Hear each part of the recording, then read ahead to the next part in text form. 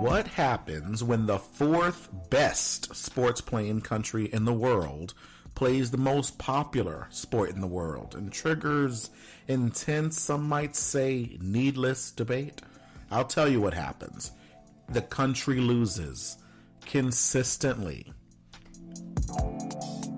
It's MJ Meets Sports, the weekly process of going from sports fanatic wannabe to the real thing. I'm MJ. This week, America's soccer and how it sucks, how we're ranked and why we don't. But the women are doing well, but not the men. I'm so confused.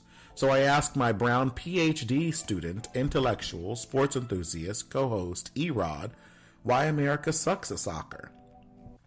So let's start this episode with what is a soccer play, huh? For those of you who are completely clueless, and don't worry, you are not alone, Erod will be teaching me and whomever else is listening on what a soccer player actually is.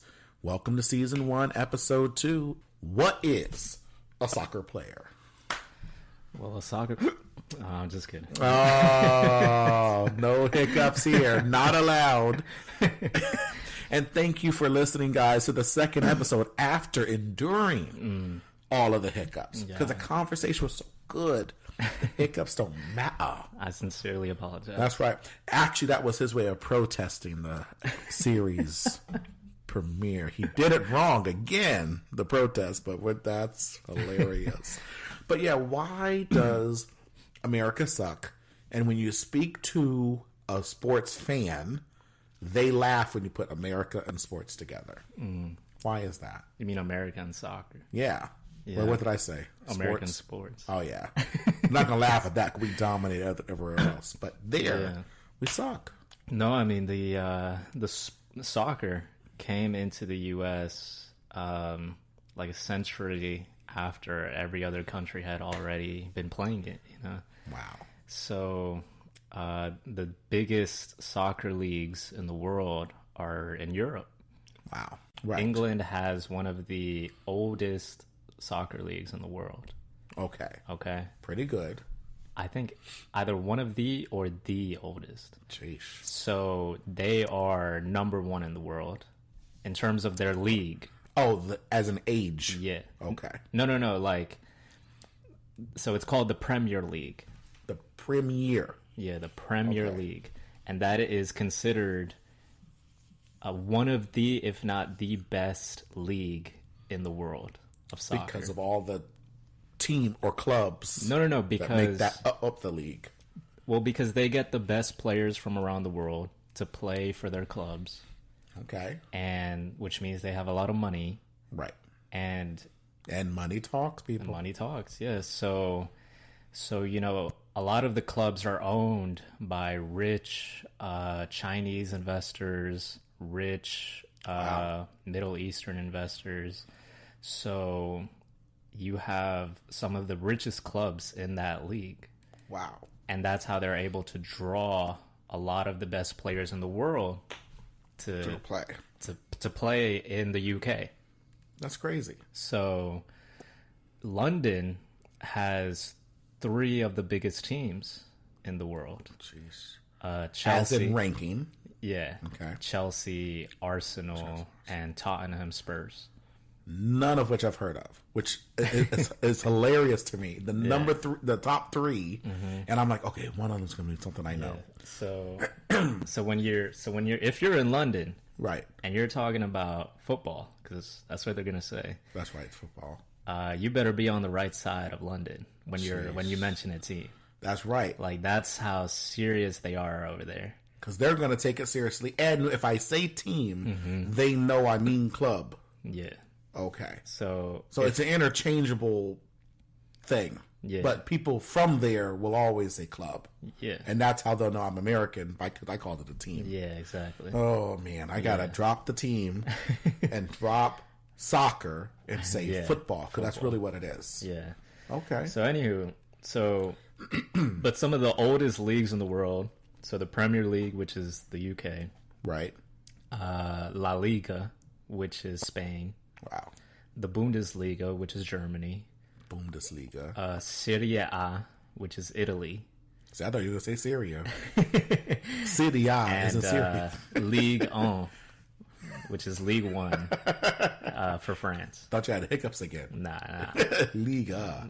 All of my 6 years of taking French went into that. I went into that. It was very good. Ligue very 1. natural. Liga. Yeah. All right. So good. those are the 5 biggest leagues in the world, and they have the richest clubs in the world. Jeez. And the best players in the world. That's crazy. And that's solidified at this point because they just Yeah. get better and better every year. So for our American fans, to get this in context, the Premier League or clubs, league. The Premier League for England is like the New York Yankees, where it's just they have unlimited money, they get the best baseball players, and it's such a part of it that everyone knows. Well, that's the Yankees. I mean, they got $400 million among that lineup over there, so they see it the same way in Europe. Like, oh well, of course they're doing good because they throw $22 billion at those 9 players. Yeah, so it's like, I mean, if you look at other sports like the NBA, right? The NBA is the #1 league in basketball in the world. Yes, okay? right. All of the best players come to the U.S. to play basketball. Right. In the NBA. In the NBA. But then... See, I wasn't even aware there was other leagues of basketball in the country. All over the world. But in this country, there's only the NBA. But yeah, the NBA is this country's league. Right. But if you go to Turkey, which is another big basketball country, right, they have their own league. Ah. But NBA is still out. The NBA is the Premier League of basketball. I gotcha. Well, that's a good way of understanding it. So they're in England, they're that for soccer, football. And we're that for basketball. And football. Yeah, everything else, basically. Yeah, exactly. Just not soccer. And it's just an age thing because we just started it 10 years ago. 24 years ago. So the league in the U.S. is called Major League Soccer. Right. MLS for short. And that's already the problem. Why isn't it Major League Football? Well, I mean, other countries call it soccer. Australia. Oh, okay. But the English-speaking countries call it soccer. Except for the UK. The UK. And everyone else calls it football. Football, yeah. Because the foot is kicking the ball. Yeah. Okay. So the MLS started in 1995. Major League Soccer. And... Okay. It sounds so silly. It sounds like you're making it up. Like, no, it started in 95. Yeah. And if I have my dates correct, there had already been a World Cup in the U.S. before the MLS started. Wow. So soccer after that World Cup or before that World Cup was really starting to be popular in this country. Wow. Okay. Otherwise, it had just been like pickup games, people just getting together just to play for the fun. Kids. Yeah. I know it's very popular for the kids. Yeah. So when the MLS started, it was very different from all of the other leagues in the world, not just because it was new, but also they had their own rules that they wanted to play by. Really? Yeah, so they were just changing the whole sport in general. Because they knew we're coming in so late. Let's change it up so people will notice us and make us relevant in some way. Yeah, like let's stick out. Right. So... Yeah, by losing. Yeah, so so there are funny videos on YouTube actually, right? Because there's a thing called penalties in soccer. A penalty, and that's when a player is fouled within the box, the perimeter, okay, and then if the referee thinks that's a foul, he can call a penalty, and then the person. Or the player that's designated to take penalties for the team will put the ball... Hold on, stop there. So the player fouled isn't the player that responds to the penalty? He can be. Okay. But every team has a player that's the best at taking penalties. Taking penalties? Yeah.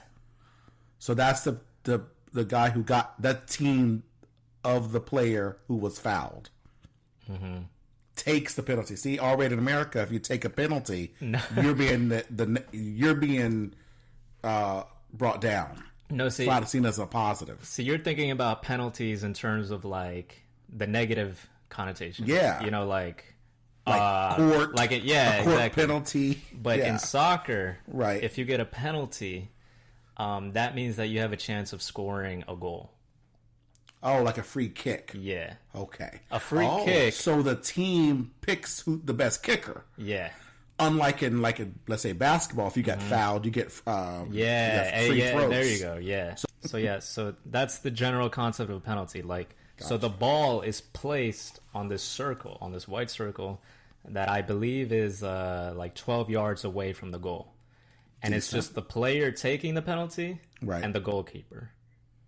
Okay, the player taking the penalty, the one that the team designated, and the goalie there. The goalkeeper of the other team, who's going to try to stop the ball from going in. All right, boom, Right? shakalaka. And so, you know, that if you score, you know, great. You know, And you which is incredible in soccer because it takes so long to get just one point. Exactly. So it's a big deal to take a penalty or to cause a foul. It's a big because deal you're hated. to call a penalty. So right, okay. So there's every year, every game, there's controversy if there's a penalty call. Yes, because you get to do a free. Yeah, exactly. That's a big deal. So people will argue, you know, like, was it a penalty? Was it not a penalty? Wow. And there have been very controversial penalties in big games that have like ended up with people getting killed. Well, you got to pay the referee. Or what's he called there?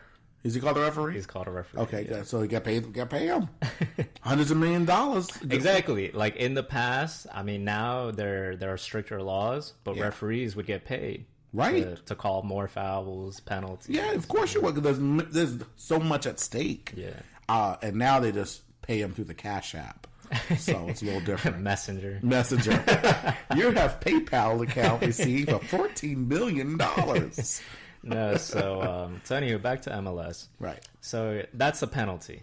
Okay. But when the MLS started, their definition of a penalty was to take the ball from like just a little bit in front of the half line, right, and run all the way down to the goal, and then try to juke the goalkeeper and get the ball inside. All right, and what does that mean, juke? Like get past the goalkeeper in some way. Yeah. So all right. So instead of just kicking it, because that's not fun. Exactly. We need more drama. Yeah. America. It was very dumb. Yeah. Of course it is. You got a free shot 12 yards away. Get in the thing. But now you got to run from half court. Right, really, run it down. Half field, going down there. You're already, and they're hoping for a mess up at that point because you are so confident and cocky that there's nobody blocking you. Then you kick and you don't bend it like Beckham. Yeah. So anywho, I mean, they changed that after I believe like 5 years because they realized how dumb they looked. Yes. I mean, how hard is it to say? Well, other leagues I'm sure have rules too that differ. So.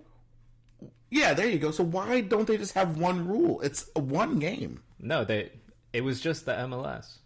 Every other league does the 12 yards. Does the 12 yards. So why did we just not adopt the freaking rules, really? Because the US is always trying to do things differently. Just take the rules. It just seems so silly. Because it's like, I'm looking for this. I'm thinking I'm going to get this big revelatory, like, oh, well, no, you see, the fascinating thing is scientists have discovered. Like, no, it's just, we want a drama. Yeah. So stupid. But yeah, so the MLS started to pick up pace, and in the 90s, between 1995 and the early 2000s, right? I believe there were only 7 teams, so clubs. In the whole league. Yeah. And which means 17 different states. No, I said 7 or 8. Oh, 7 or 8. Yeah. I'm thinking 17 or 8. No, so they don't go by states, they go by cities. Cities. Yeah. Which means that all the big states, of course, got them all up first, and they just forget about everybody else. Of course, that's America. Yeah. Go ahead. So New York. So the biggest teams in that time was DC United. DC United would get all of the good players that they could find. And then there was LA Galaxy, Columbus Crew, which is Columbus, Ohio. Okay. Really? Ohio? Yeah. Random. Kansas City. Oh, Missouri. Who else? Show me state. Real Salt Lake, which is Salt Lake City. Hey, their club was called Real Salt Lake. It's still called as compared to the Lake. fake Salt Lake. Yeah. Oh my gosh. We're not creative. What is wrong with us? A lot of the names that the MLS took for their clubs are from other European clubs. So like Real Salt Lake, right. There's a big team in Spain called Real Madrid. Oh, real. But it sounds cooler than that language. Yeah, they should call it Real Salt Lake. Oh, gosh. All right. And yeah, I can't think of anyone else. But anywho, as the league continued to grow, right, more teams started to be established within the league. Okay. Because rich people would come in and say, "Oh, I want to start a team in this city." Right. You know, so that's how teams like Seattle Sounders started to come in, Toronto FC, Vancouver Whitecaps. These are teams in Canada as well. Right. But not part of the MLS. Yeah, they are. So there are 3 Canadian teams that are part of the MLS. How in the world did that happen? I thought each country gets their own league. Get your own, Canada. Well, Canada has the Canadian Premier League. Good. So Toronto FC can go there. But there are 3 teams from Canada that play in the MLS, which makes things interesting because it's always like who's better, U.S. or Canada? Right. And then, both because we mixed. Yeah, so there are 3 teams in Canada: Vancouver, Toronto, and Montreal. Are they disliked by the Canadians because they basically said to heck with the Canadian league? No, they play in the Canadian league also, but because the Canadian league is not very big. Cheaters. Yeah. They're just cheating. I need to fix this. This is why I'm not good at understanding soccer. It's so if I just turn it on, I go, oh well, naturally, Toronto is not America. So what would happen if Toronto wins in FIFA? They won last season. See, look at this. They won FIFA? No, they won the MLS Cup. Oh, which is the odd. Super Bowl of the MLS. Yes, and then you find out it was not America that didn't win. What the flip? We literally outsourced soccer. We said we suck so bad that our neighbors to the north, we're going to include them in to cheat. That seems silly. Are any of the American teams included in the Canadian league? No, but see, here's the thing. I think Canada is at a disadvantage because Toronto FC won the league last season, the MLS Cup. Okay. But that was the first time a Canadian team had ever won the MLS Cup since the league was created. Wow. So it took Canada several decades, 2 decades. To beat Americans. Well, yeah, because before Toronto FC, it had always been an American-based club. Wow. Yeah. So really the league doesn't mean... So league no longer means country. It just means these are a collection of teams. We could do what we want. There's no rule.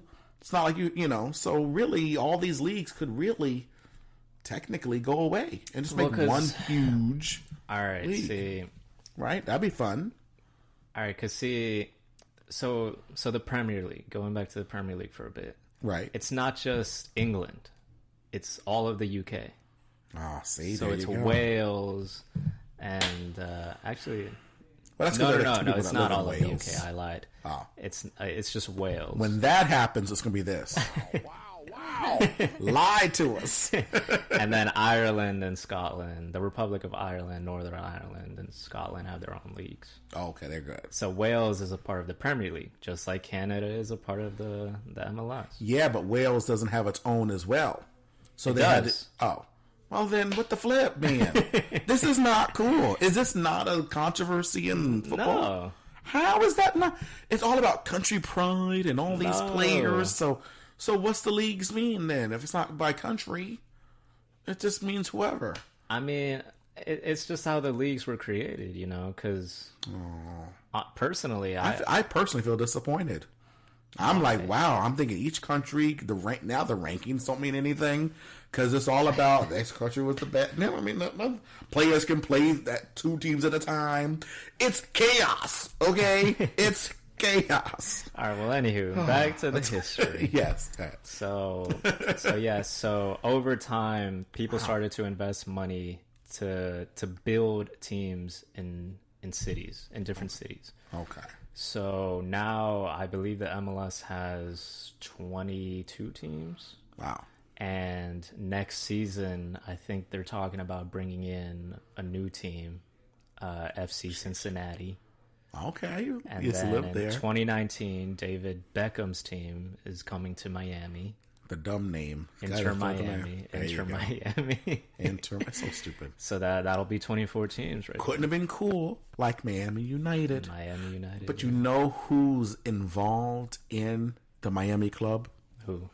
Manchester United. Because it all doesn't matter anymore. He just dragged the players. The roster is the same. They're playing for Miami, Inter Miami now.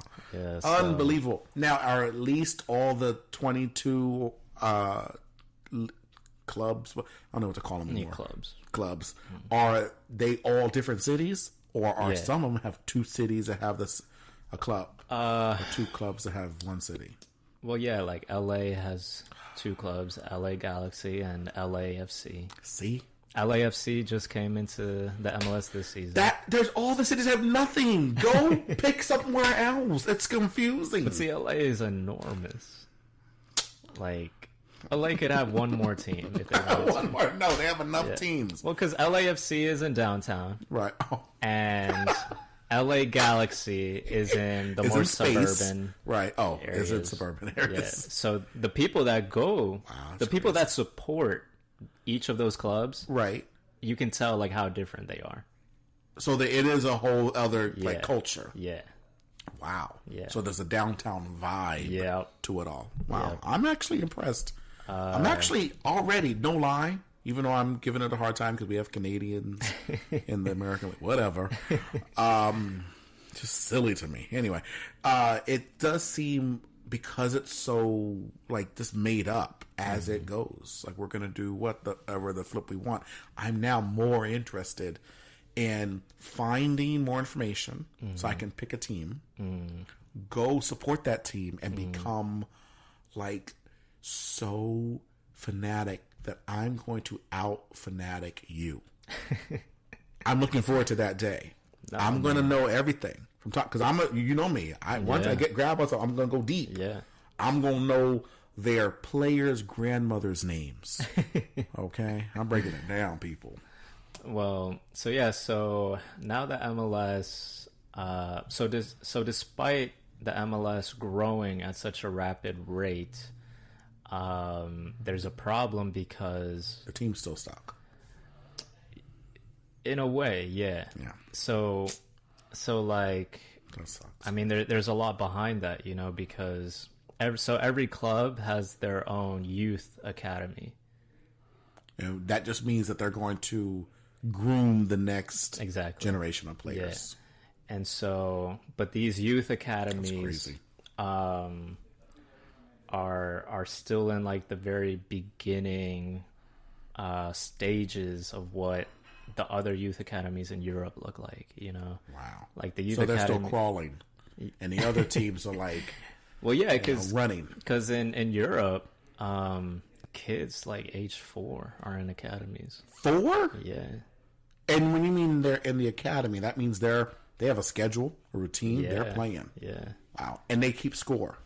You hear that, America? Yeah. And keep score. You don't get a trophy because you showed up on the field. Whereas in the U.S., to be into an academy like that, you need to have good money.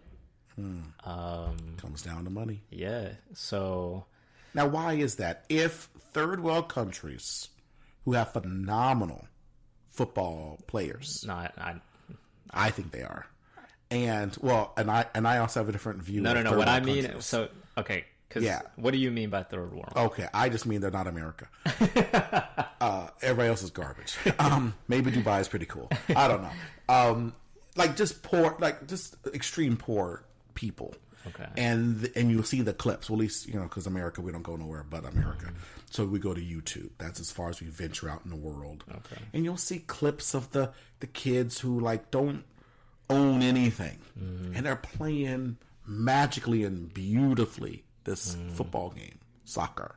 They're wonderful at it. And then they'll have a clip, a montage, and this player now plays for the whatever, and they're the 8th best in the world.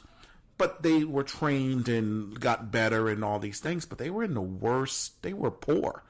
So why, if we're starting it and we're making up rules anyway, like run down the field, make a left, grab a Canadian, whatever these rules are, why does it come down to money where money is not a factor for these other countries?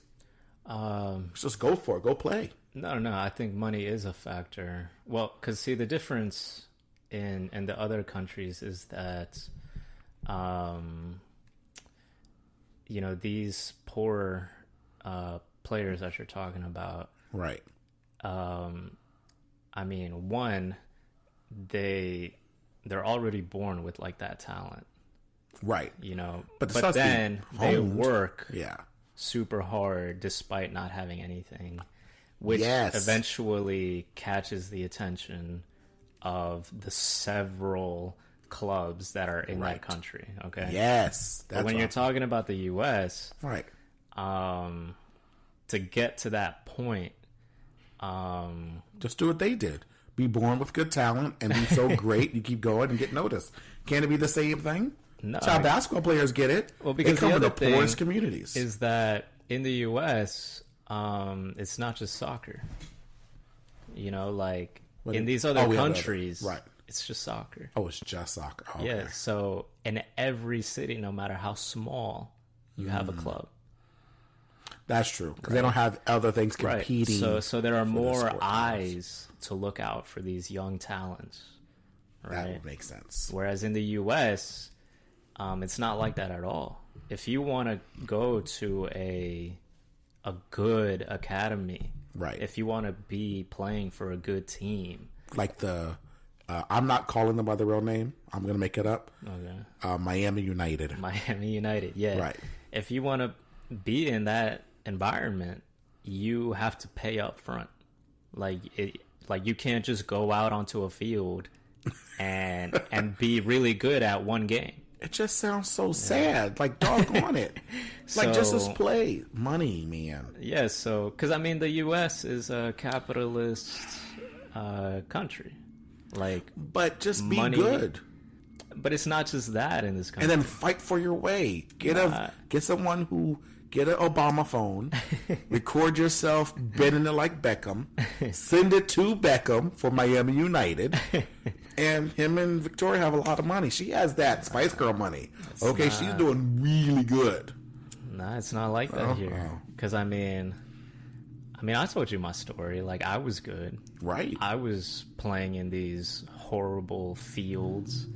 And just when you say fields, it just makes it sound like he was picking cotton. And all these, they were fine. But not the manicured. The grass wasn't. The grass was always overgrowing. No one was maintaining the field. The goalkeeper nets were falling apart.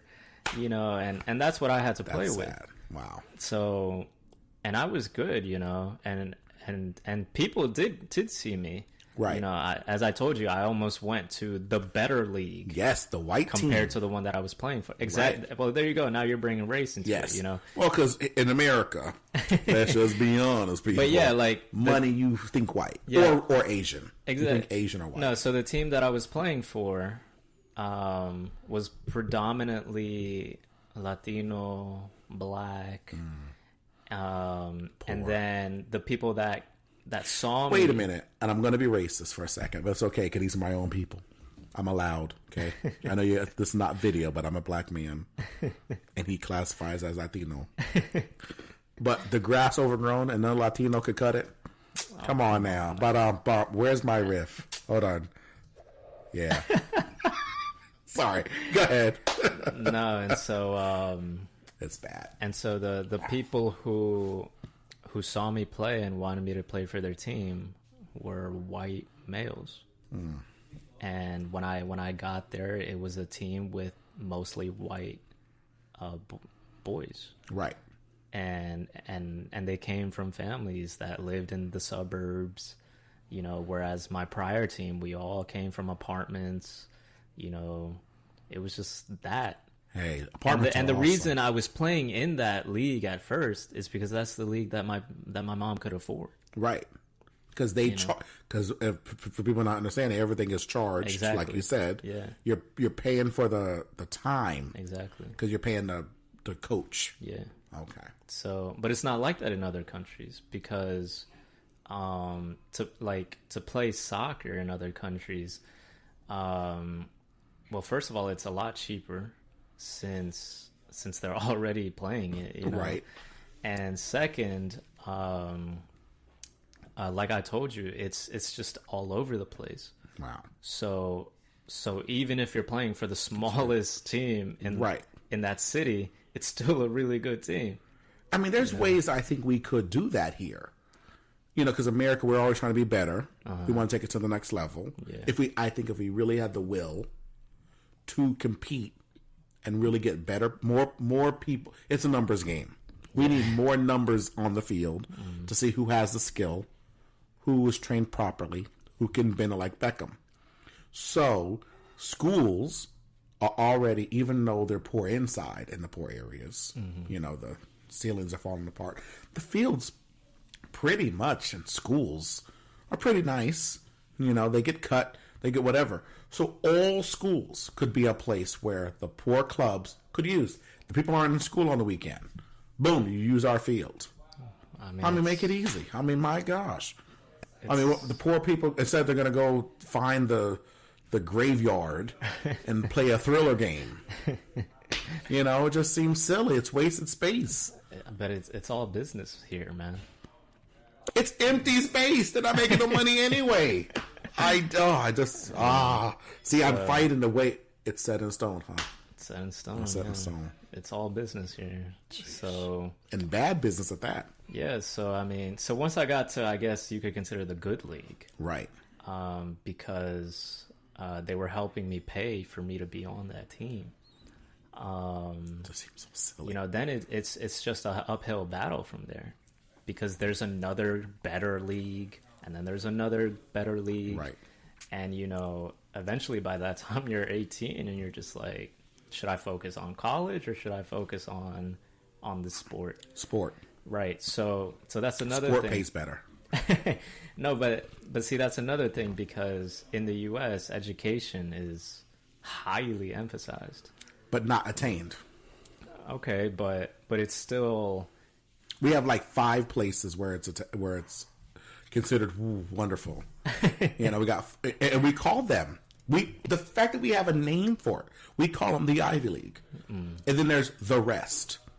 That's really it. No, we have like, you know, and I'm obviously, you know, overly dramatic, but it's 5 places. Harvard. If you say that to anyone, anywhere, anytime, oh, I went to Harvard.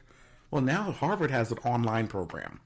So in a while, but for now, it's still prestigious to say Harvard, unless people ask the follow up. Well, where'd you stay? Oh, it was actually on my computer. Oh, you did the Harvard long distance learning. But, you know, there's like 5 places, and it's kind of indoctrinated only to poor people. Get your education on. Rich people, it's get your education on because it's now who my son went to this place because I went there, kind of thing. Not what they learned. Not they got so much more value from it. In America, as you said, we are capitalists. And we like the man who had nothing and made something, and we want to hear those magic words he says on the interview with Oprah. I dropped out. We love hearing that story. All losers who don't go to school, and I'm not saying all losers don't go to school. That's what I'm saying. But the losers who don't go to school, see those people, they will pop those videos out so fast and give you a litany. They have them memorized, the 18 people, that billionaires who never went to school. So it's like, I don't think that stuff should really enter into sport. Sports is sports. You're good, play it, but go for it. I have a point. Okay, good. My point is that you would agree with me that no matter what family background you're coming from, if you're in the U.S., right, going to college is eventually something that is almost expected of you. Yeah, it's expected to go. So in terms of the sport of soccer, right, or any other sport, you have to combine the two most of the time. Yes. Oh, you want to play soccer? Well, you can play college soccer. Right. So in other countries, they don't do that. You're not going. Oh, you're not playing sports in school, so they've separated it. Mm-hmm. Well, I mean, some there are countries that do the same thing, like the U.S. But if you're dedicated to becoming a professional soccer player, right, you're not gonna go to school. You're gonna put school to the side, get it some other time, but for now you're gonna focus on your professional career. That is true. In the U.S., you have to, before you become a professional, right, you have to go through the college system, right? Yes, that's going to change. Well, that really is. But that's how it's been here. And for people ages. like me, particularly Michael Jefferson, MJ, I push people away from college. Yes, he's like, what? I do. Everybody don't need to go there. Especially my biggest pet peeve is when I hear people go, "Oh yeah, I'm in school. I've been going for 4 years, or whatever amount of time they go now because there's associates and special whatever." And I said, "What are you learning?" "Oh, I just gen ed." Yeah, gen ed is Google. What are you talking about, gen ed? What are you doing? General education. That's gravity. Don't walk over the cliff. You will die. Like, what the flip are you doing? Because it has become so, I gotta go there. And I go there before I'm ready to go there. Before I know what I want to do with my life. So I think and people like me are trying to change that to be more like other countries, because that's not a bad thing. You need to go to become the best you. And if that means school, then go to school. If that means get in the field, get on that field. I think we're slow with it. Because it's college got business, more capitalist than Microsoft is. It's about button the seats. They don't care, So it's like you have to know what you want to do, and then go do that. And I think we're slowly realizing we got to get our people. We need a doctor who loves being a doctor. Not you just went there because your parent was and you're not good at it. And then when I go and I have you as my PCP and you ask me 2 dumb questions every year and I think that's what he said. No, I want someone who's like, oh my God, I love, passion goes a far way. And I think we're slow, very slow to get there. But I see your point. Well, yeah. So, but until we get to that point, right. To be a professional, you have to go through the college system. It's so sad. So the MLS, just like all of the other leagues all of the other sports leagues in the U.S., get their players from colleges, and also they have that's their what they're own doing the scouting. Yeah, and they have their own youth academies as well. But like I said, those academies aren't at the level of European academies. They're still building up, and again, there's still that whole education factor. These are still kids that are going to school, and That's true. they might end up going to college and leave soccer behind. So there's a lot of talent that is lost or overseen, because the other thing is that there aren't academies everywhere. So yeah, they're all in LA. If you don't live in LA, you're tough luck. So and if there is an academy, sometimes they're really far away. Like I grew up in Maryland, so the best academy in Maryland was like almost an hour drive away. Jeez. So on top of paying a lot of money to go there. On top of paying for that, on top of going to school in the mornings. And so, it's like at the end of the day, you have to make a decision.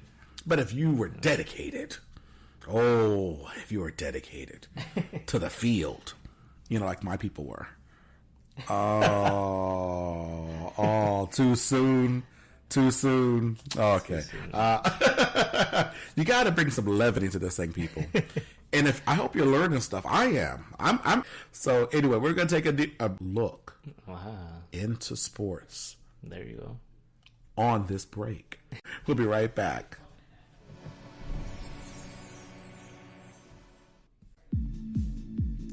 So staying on the MLS, the New England Revolution, yes, that's right, not the Patriots, the New England Revolution, that is the team for New England, faces off against Toronto FC this Saturday, September 29th. The Revs currently find themselves in 8th place in the Eastern Conference with 5 games remaining before the playoffs. They can't afford to lose any of their remaining games. The Revs are aiming for a 6th place finish to secure a playoff spot, but before them stands last season's champions, Toronto FC, who are right behind the Revs in 9th place. Toronto has not been able to replicate their scintillating form from last season, but they are also aiming for a 6th place finish. This will be a game of two teams desperate for a win, so you can expect exciting action. You can watch the game on NBC Sports at 7:30 p.m.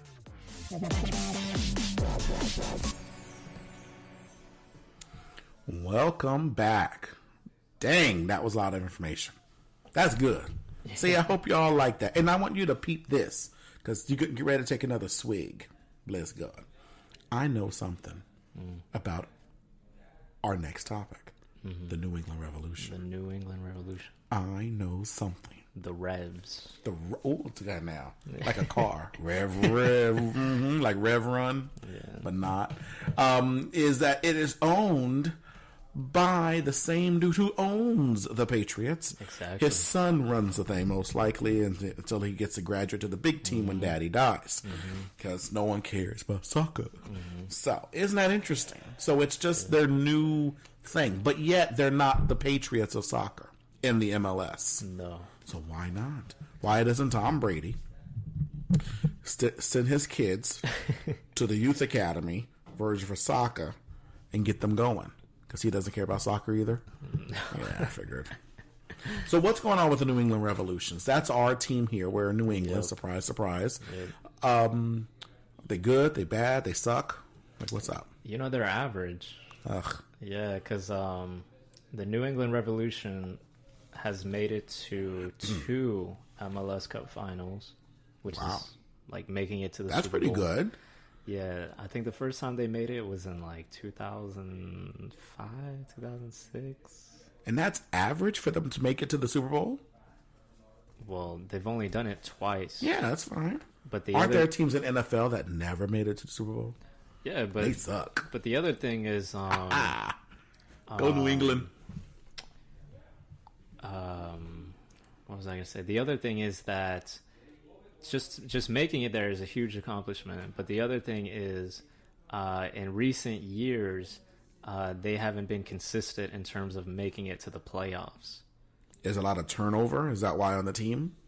No. So the team, when I say average, you know, I'm leaning more towards good.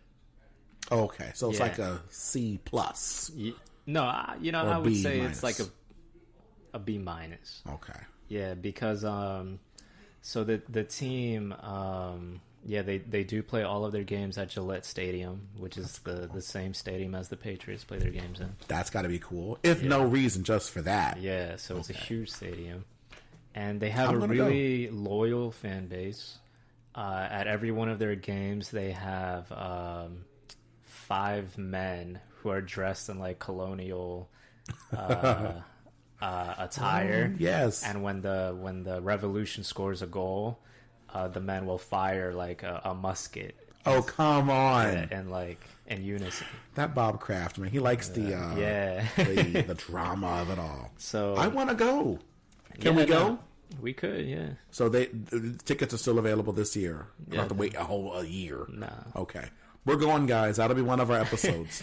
No, so they're a decent team, and they started to fall into a decline because so in the MLS it's really hard to maintain your good form, right?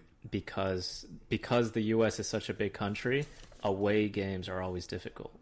Wow. You know, so playing at home they're really good, but then when they're on the road, it's really hard. Wow. So, you know, if they have to go to LA to play a game. Such babies. You know. They're going in a private plane, people. Please. So, oh, poor thing. Actually, no. They don't. What? The MLS as a league, oh, come on, tries their very best to save as much money as possible. So they go like business class, just like. Are you kidding me? Nah. Well, that's why. That's why they suck. Those seats are so tiny. You need your own plane. I can't. Wow. So because the away games, the league pays. That's why. Yeah. Oh, okay. Yeah. We're not that. Yeah, we're not that flush yet. Yeah. Wow. Actually, if the MLS wanted to, man, they could buy everyone jets. But... Can we get that done, people, please? Who do I have to tweet to get this done? Don Garber. He is the president. Don Garber, president of MLS? Yeah. And here's how I'm going to do it. I'm going to tweet him. I'm going to say, Don, how do you get from game to game? And if he tells me, I go to Travelocity and I try to find the Priceline.com ticket through my Expedia account, see what I did there? I used 3 of them because not one of them is a sponsor, so I didn't want to give free advertising, so I made them all compete for themselves. While you're hearing that, that's what I did. Yeah, he's the commissioner of Major League Soccer. Wow. So he's setting the rules. Yeah. He was one that okayed that stupid run to the middle thing. So he makes bad decisions. So he has a history of that. So if we wanted to go, which we are, I'm going to make it happen. All right. We're going to the what's it, $5 for the ticket? Nah, it's maybe like 30, something like that. I got us. Easy. We got that. We're going. So we're going to go to a game, and we're going to... I would love to say play-by-play, but I'm not going to know what the plays are. And Erod will be too distracted by me asking what's going on every 2 seconds to give a play-by-play. And I don't want to test his patience. He's like, oh, wow, that's so... What? Oh, no, they're going down the field because, well, that's where they have to go. That's their side. But why did he... It doesn't matter why he jumped. That's why, So it won't be the same. But we're going to go. We'll take video to prove that we were there. At Gillette, right there, and we make them better. They'll play for us knowing we're going to email them ahead of time.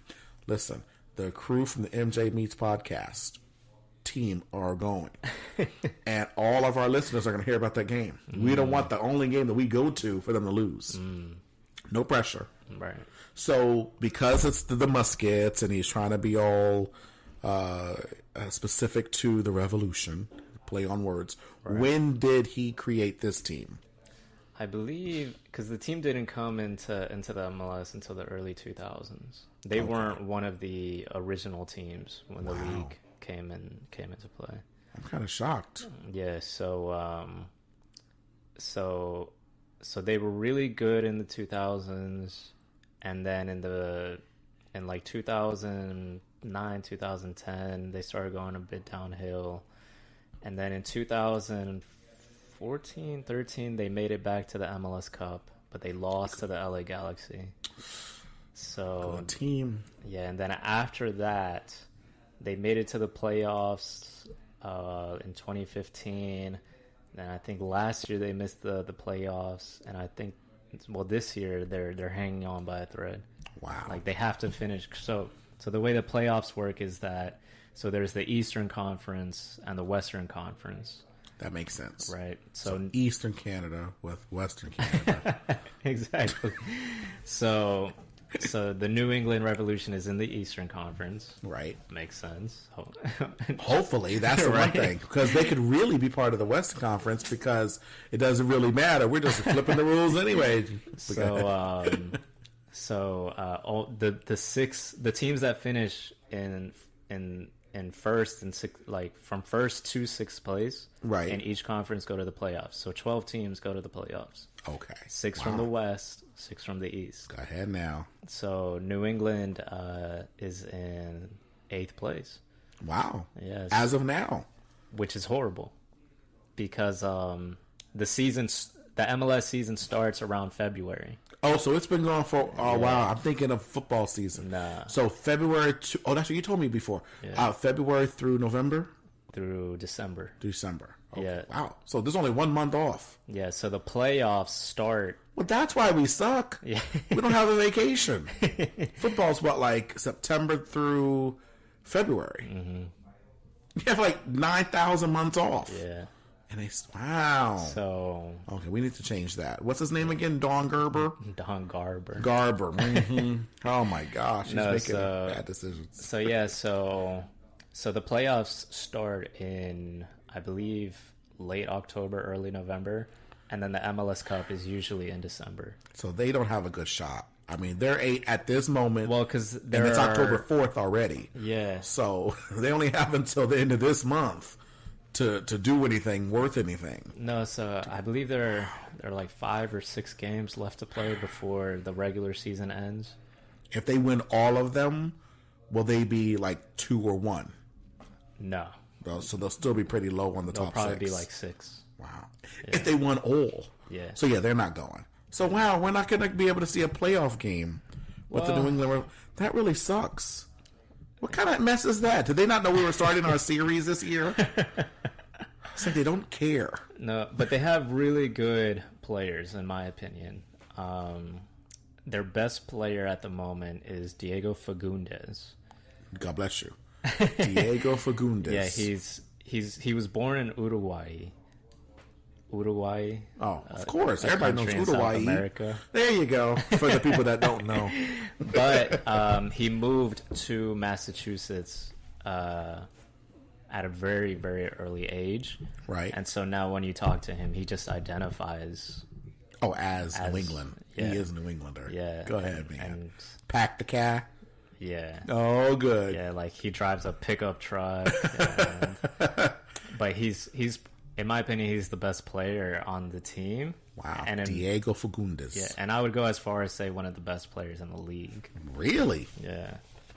That's okay. Yeah. That's a lot. And he's very young. So he can help the team come up. Yeah. Okay. That's the thing. This season, New England got a new head coach, Brad Friedel, who used to play for the U.S. national team as a goalkeeper. Wow. And he spent most of his career in the Premier League. Gee, what? So he okay. You know what? This really, and I'm not, because I don't know if you guys know or not. I don't fake enthusiasm. I don't need to. My life is fun as it is. That makes me excited because as soon as you said new coach, I thought immediately of Mr. Kraft.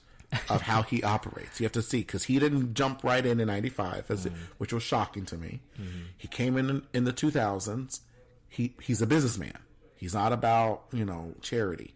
So I thought he sees the future of this thing for him to come in, because it's still even though it's soccer, it's still hundreds of millions of dollars we found out to start the thing. Yeah. And now that he cares enough to go, you guys are losing your quality. This is not as a side pet project for my son that had something to do. Yeah. We're getting you a bona fide, wonderful, great resume head coach. This is his first time coaching.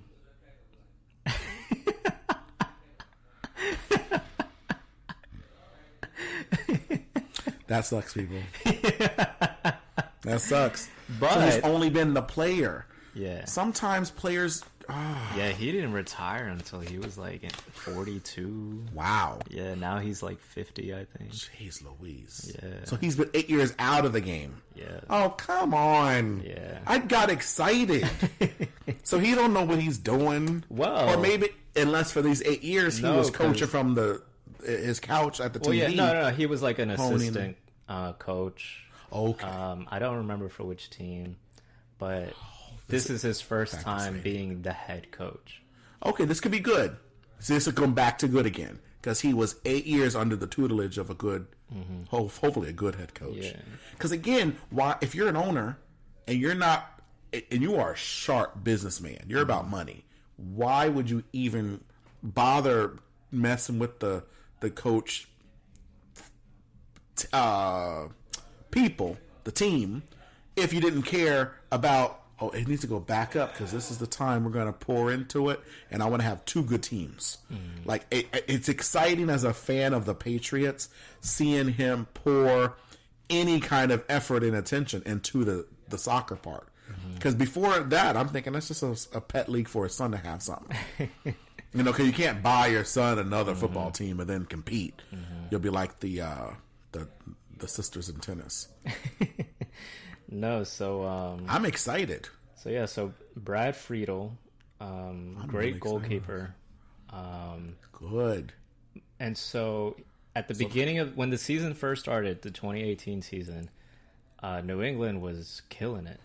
Right. They were playing really well, and everyone was like, "Man, Brad has the good defense or good offense? both." Okay. Yeah. But then after the summer, during the summer they started going downhill. Because they're still playing.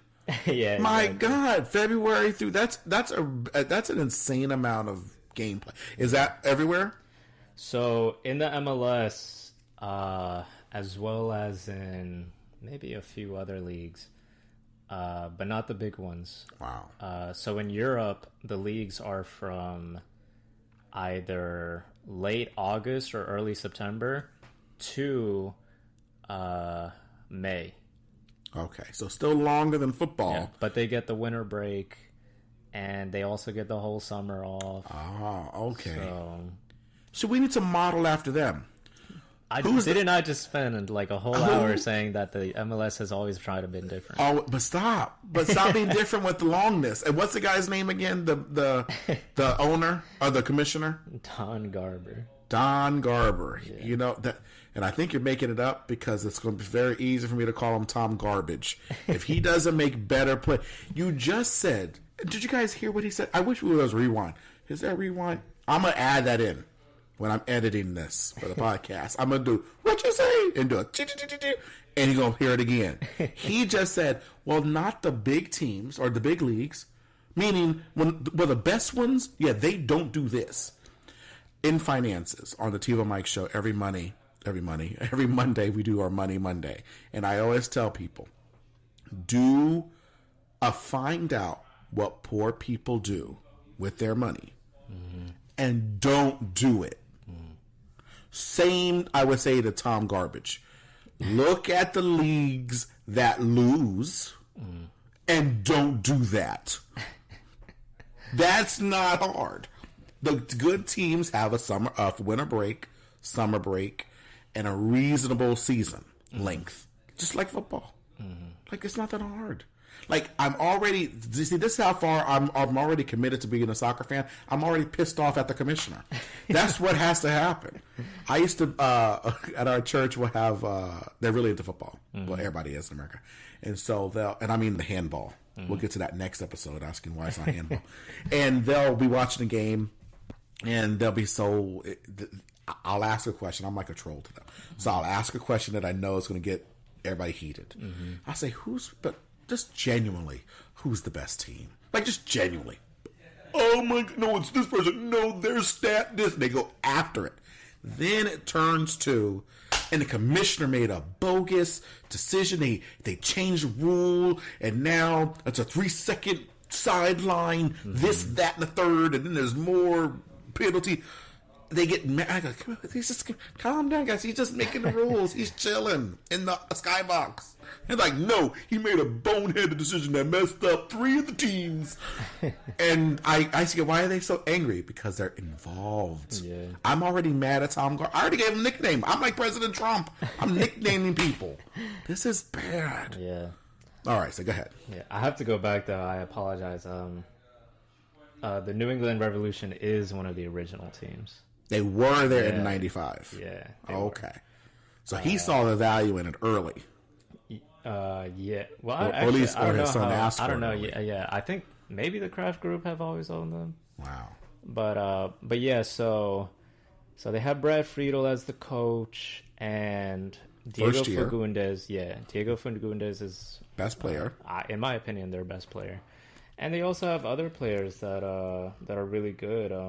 Juan Agudelo, he's appeared for the U.S. national team a few times. He's an excellent forward.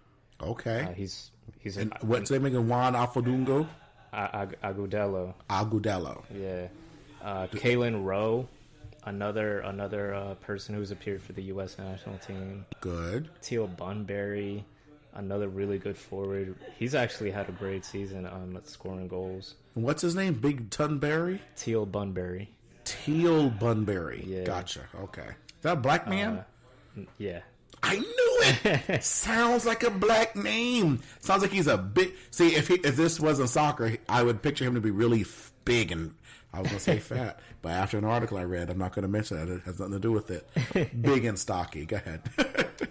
Yeah, and they have really good defenders too.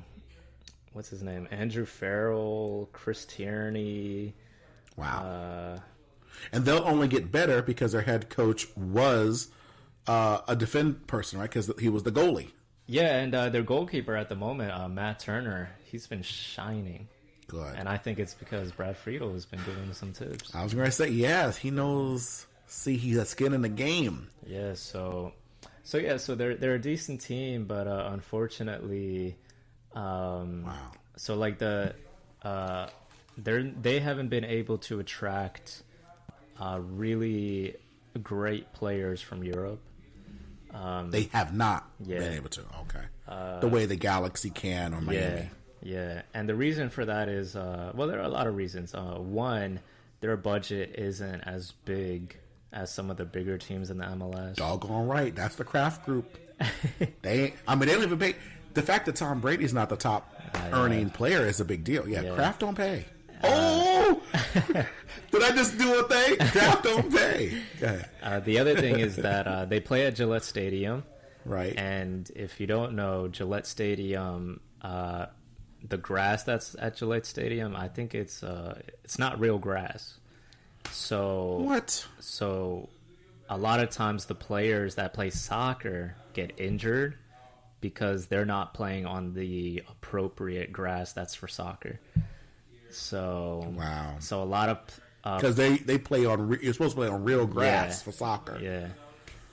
Because if you play on the what's it called? I know there's turf. turf. Yeah, Yeah. there you go. If you play on turf for soccer, there's a higher chance of cramping. Wow. Yeah, and the slide tackles are different. And why isn't that the same in football? Because you're not doing the same thing, but you're still running. But you're not running for long periods of time. I see. Yeah. You know? Yeah, you're right. Yeah. And the plays are real short. Exactly. Okay. Yeah. Wow. Because it would be too expensive to create another a stadium just for them with real grass. That's another $100 million probably. Yeah. Okay. And there's nowhere to put it in. Yeah, we're in New England. We're so small. Well, we could put it in New Hampshire. No one's there. We got 5 people that live there. Yeah, who's gonna go there? Yeah. So they got to start winning first. We love you, New Hampshire. Yeah. Yeah, that's right. Keep smoking your weed. But you're right. Wow, this is crazy. Yeah. So I'm going to put you on the spot. Okay. Because we've learned a lot today. I think this is a good episode. I'm thinking this is phenomenal. So I'm putting you on the spot here. Okay. I want people to know that I'm putting him on the spot. I'm creating a new segment out of thin air. And it's called the Top 3. Top 3. What that means is that it's now time for the top 3. And I don't even have a button for it. I will next episode. We'll just have it for this. The top 3. Yeah, that was weak. Top 3. Ooh. There we go. Sounds intense. Yes. And what that means is, because I'm trying to become a real fan. Okay. Right now, I'm just a wannabe. Okay. But I don't have to be. Because I'm just a wannabe, gonna be the real thing. Hey. Anyway, that was pretty good. That was free, by the way. No extra charge. For me, or in all the other wannabes who really, it's too much. It's soccer. It's so complicated. It's all the leagues. Everybody, all these rules, all this running half court, turf instead of real grass. Yeah. What's the top 3 things I need to know about soccer? Maybe even specifically the New England Revolution to watch a game this week, even if it's a game that already passed. Watch a game, enjoy it, and it will solidify me in the direction of becoming a bona fide fan. The 3 things that if I know these 3 things about the sport or about the team, I'm on my way. Well, I guess the first thing you should know is it's a 90-minute game. What? Yeah. So they play 45-minute halves, right? That's why they're getting injured. And is that what the Premier Leagues do? That's what every league does. Okay, 90. So that they keep the same. 90 minutes, yeah, 45-minute halves, and the reason that's important is because a lot of people when they start watching, and if they haven't seen soccer before, they expect it to be like quarters, like like football and basketball, right? And no, it's halves, So you have to sit down for 45 minutes. Is it just as commercialized? So there's plenty of commercials. No, it's just straight soccer for 45 minutes. This is a big culture shock. I'm glad I'm asking these top three. That was the Lord. So I'll be watching for 45 minutes without a Honda ad? Right. Wow. Okay. Yeah. And they'll start giving you ads during the break that they take after the first half. Wow. But yeah, it's so you have to sit down for 45 minutes. That's a good number one. Yeah. Hope you guys writing this down. Number two, well, it depends on the league that you're watching, because if you're gonna watch the MLS, then you have to know about the playoff system. But if you're watching a European league, which you can watch in the U.S., you can watch the Premier League, the Spanish League, the French. You can watch all of them. Oh wow! I'm imagining ESPN. No, Univision, which is the Spanish language broadcaster. Oh yes. Okay. Yeah, because the rights to broadcasting games recently changed. Wow. So it used to be Fox Sports. I think Fox Sports still holds the rights to the Bundesliga, which is the German league. Okay. So you can watch German football. Oh, I think NBC. Oh, yeah. NBC is where you can watch the Premier League. Oh, really? The big one? Yeah, Saturdays and Sundays. They are the number one network paying. They must have shelled a lot of money, and they must be pissed off about the non-commercials. Mm-hmm. Yeah. It probably happened after. They probably signed the deal. They gave the paper. They said, oh, by the way, for 45 minutes, you can't say nothing.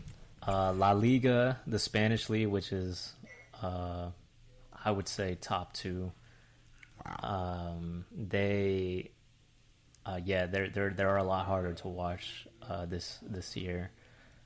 But yeah, you can watch the Premier League, the German League, and the MLS in the U.S. I'm going to do that. As well as the Mexican League, which I also consider watching. I think it's really entertaining. Wow. Yeah. So and before I watch, I need to know their playoff system. Yeah. Okay. Because the MLS has a playoff system. The Mexican League has a playoff system. Wow. But it's different from the MLS playoff system. Okay. Well, we know our MLS is different. So first you have to know which league you're watching. Gotcha. Because if you're watching a European league, then you can just enjoy the game because the whole league just started. The season just started. Just now. Oh, that's right, because September. Exactly. Now it's October 4th. Yeah. Right? Yeah. So fast as October. I keep thinking it's September. So after you realize that, right. Two. So one was knowing that you have to sit down for 90 minutes. Which is a big deal. Two is knowing what happens if your team wins or loses. Right. Because so when a team wins, they get 3 points. What do you mean they get 3 points? So that's how they determine who's in first and last place on the table. So if the team won, and in the game that I just sat for 90 minutes watching, the score was 1-0. They don't get 1; they get 3. Right. On top of the 1, so they have 4. No, they get 3. Oh, so no matter what happens if they get this will never happen. But if they had gotten 10-3, it would just be just 3. Wow, you lost your 7 points. That sucks. No, but that would no. never happen. No, so the thing is, a win is 3 points. Right. A loss is 0 points, and a tie or a draw is 1 point. And depending on, if you won a game 5-0, right, those 5 goals that you scored are tallied, because let's say New England and Toronto have the same number of points at the end of the season, right, and they're trying to determine which of those 2 teams will go to the playoffs. Yes. They're going to look at who scored the most goals. So that's when it comes in. It's like the tiebreaker. Yeah. Wow. So every game, there's 3 points on the line. Yeah. Really, but you still want to because I was getting ready to say, what's their incentive to get more than the third goal because they lose it, but now they don't. No. So the incentive is still do the most you can. Yeah. Because if another team had the same ranking, that'll be used as your tiebreaker. Well, you really had 29 points between all your games. Then the other team only had maybe 5 collective points what they had gotten in their game. Right. It could have been something like that, yeah. That's good. And what's going on in the background, people, is a FIFA match. So it's very exciting. People are very fanatical about it in our studio. We're going to have a talk with our studio audience in a minute. No, so you have to know the point system. Yeah, this is very helpful. Yeah, because it's important. Especially if you're watching the MLS, like who's going to end up going to the playoffs. Well, you have to see how many points they have. So, wow. But tell me, all leagues on points is the same. Yeah. 3, 1, and 0. Yeah, except like European leagues don't have playoffs. Gotcha. In Europe, it's whoever has the most points at the end of the season. Period. Wins the title. Okay. So each game, so how many games do they play? They play like 34 games. 34 games. So and they won, which were, a majority of them or whatever. Mm-hmm. It doesn't matter. They're looking at the total points collectively. Boom, you win. No. Right. So if you play 34 games, right, and let's say you finish with 75 points, right, you had some wins, you had some draws, you had some losses. Exactly. None of that matters. The points matter. Well, that's where the points come from. Right, but if you had lost, let's say the one game, and I'm being total hypothetical, you won one game, this would never, ever happen. But I'm just trying to see how far this will stretch with the points. Uh-huh. So let's say you played one game, but you played the heck out of that. You got 100-point game. It was stupid. People were like, you were playing holograms. Ball went right through them. But you lost all the other 33 games next. Well, it would go, wow, well, the end of the season has happened. That team lost every game except the first one. Okay. But we're looking at points. Yeah. So they are still number one because they had 100 points. Everybody else has 75, 30, 12, 34, or whatever it is. They're looking at that number. So the team that lost all the games except for one but at got the end of the points. Season. Yes. No. You're saying 100 goals. Right. Goals are not points. Oh, that's right, because they're only doing the 3 anyway. Yeah, so the team that just won one game all season would finish with 3 points. Right. That really sucks. They lost 97. And because no one else tied with them to be last loser, they don't tabulate any of those points to go up. Yeah. That sucks, man. Yeah. So it's really about endurance. They're looking for more consistency and the long-term play of it all. Exactly. Not just you had one great game or a few good games. Very good. It's whoever can endure until the end of the season. I kind of like that. That really means that those athletes are really at a really substantial level. I really like that. Yeah. Because the way the points system works in the game is very important. Because see, with football, you're playing that team. You have to win so many games. The points are almost irrelevant. You have to win the game. And then whoever won the most games, and then the game that mattered, and then you win, and now you're at the Super Bowl. But it wasn't like, but you got there because you had 29. We don't care. So it's very interesting to know that. So I have to know their playoff system, which the Europeans don't have, and know their point system. Yeah. And if I know those 3 things, I'll be on my way to be a true fan. Yeah, absolutely. I have to know 90 minutes. Because now you know playoff the basics, and the points. We'll be right back right after this. Don't go away. So Canelo versus Gennady Golovkin 2. This was the rematch. It was the highly anticipated rematch between Canelo Alvarez and Gennady Golovkin took place on Saturday, September 15th. When the two met last year, the fight ended in a controversial draw that sent the boxing world into frenzy. Triple G immediately demanded a rematch as he felt he had been cheated, and after lengthy negotiations and 2 failed drug tests by Canelo, the rematch finally happened. After 12 intense rounds, Canelo came out on top, winning by majority decision. It was a close fight, and there are already rumors going around that Golovkin was robbed of a win. There are reports that the two might meet for a third time, and if that's the case, we could be in for the biggest rivalry in boxing ever. So we'll keep you posted.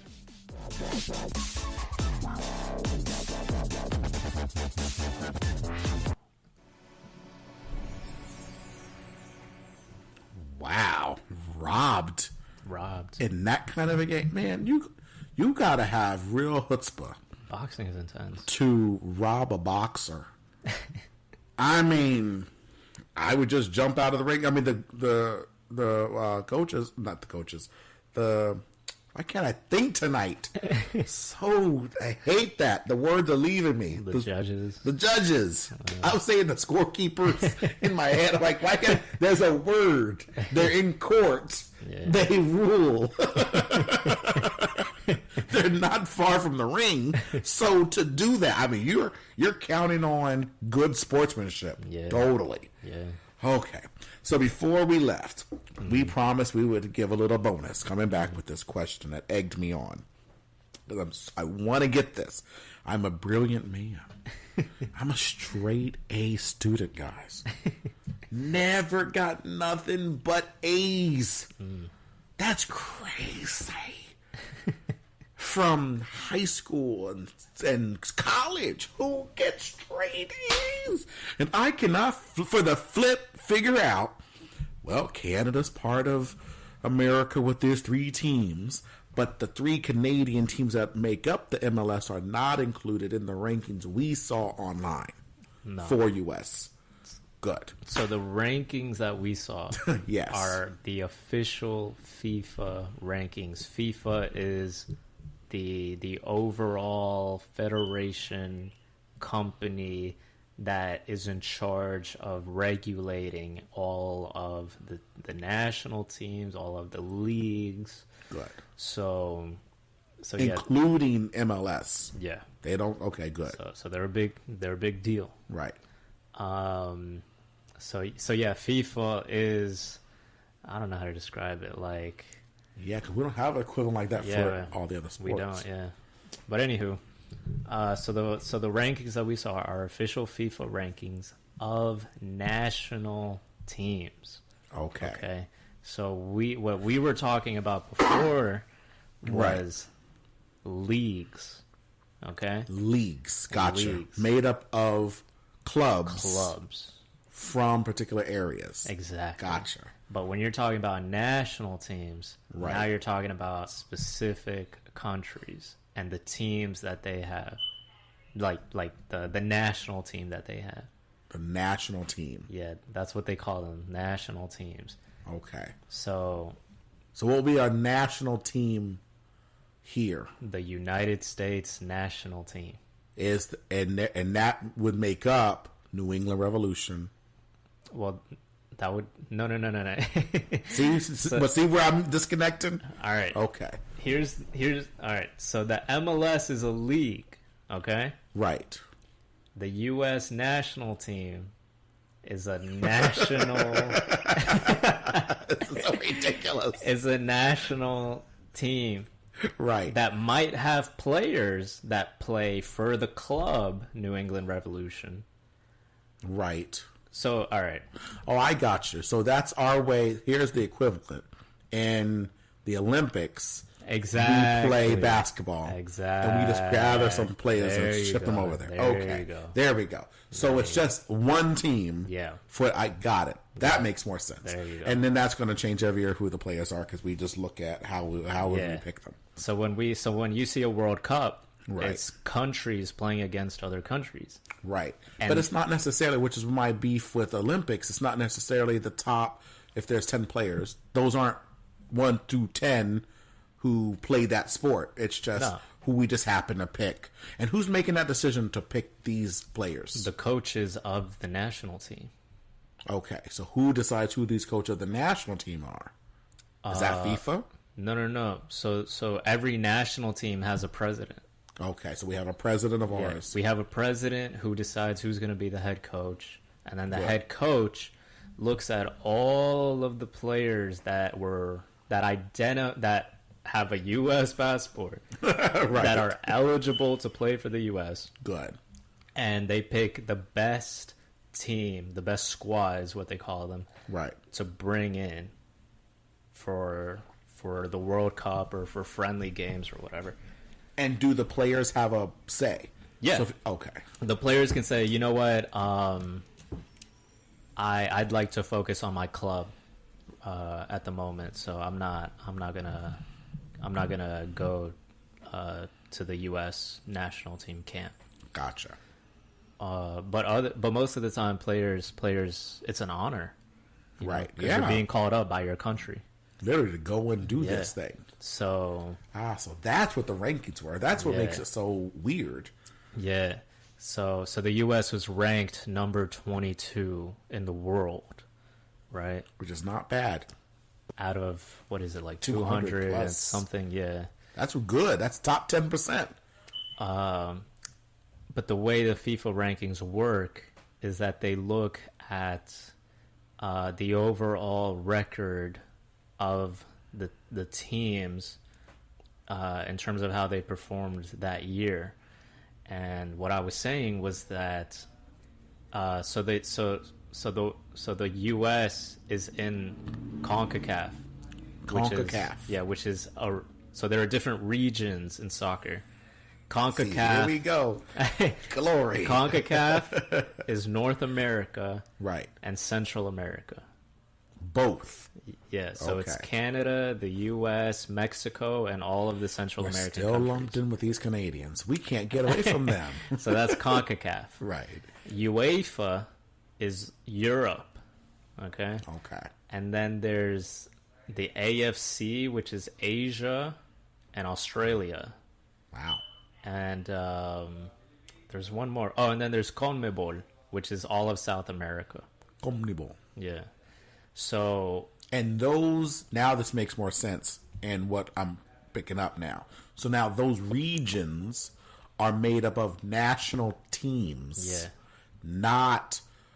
That CONCACAF is not including the leagues from those places. It's just these are all... In addition, this is the sole separate thing. This is just for the national. That's good, because earlier, I remember one of our first conversations when you were trying to help me, and boy, that's a long, committed thing, people. That's really hard. Get me to sports, let alone a particular thing. I kept thinking, when you were saying all these things, regions, I kept just imagining, well, it's all part of these leagues. So they're made up of all these bunch of leagues, but it's not. This is just a sole separate thing, the way we say the Olympics. It's national teams. Same difference. Right. But on one. So those are the regions. And,